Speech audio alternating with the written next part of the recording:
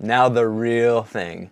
They have heard our cries and have reworked Cymanti. It's just incredible because they've now made water combat a lot better. Water combat just sucks and it's really uninteresting for Cymanti. And now they have 2 new naval units by taking their HE, stripping them away of their explosive ability, because you could run around and fight, and then you could also explode to build algae. And that was the only way that made you more viable on the water for spreading algae, is you'd have to go and sacrifice this 8-star unit and blowing them up and spreading algae. It's just really slow, really clunky, and wasn't really good, especially when somebody else was already on the water. You couldn't build algae fast enough. But now you have a boom chi, which is specifically designed to go and spread algae, and they only cost 5 stars. And they still have the reichi. The reichi, I didn't see how much they cost, but they're meant to go and smack and travel fast like they used to.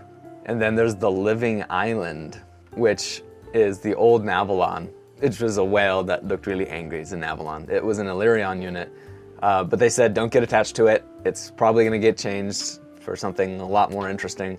But it takes the place of where a bomber would be on the tech tree. And its main job also is growing algae by simply moving. And it has stomp, which means that it can do area of effect when it moves. Similar to a jelly, similar to a juggernaut. That's gonna be a lot more interesting to play on water maps with them. And then here's the other hallelujah general changes to Cymanti. Algae is now a tile feature, and so it will not give population when you spawn on them. Instead, it will spawn with a fruit on them that you can then use. So now Cymanti has to use more stars to take advantage of leveling up using algae.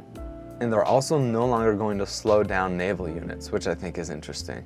I mean, it makes sense because now Cymanti's gonna be super fast on the water. There's gonna be a lot more algae to cut through, and they're gonna be spreading a lot more effectively and have a lot more variety of naval units. And so now they've taken away algae's ability to slow down your opponent.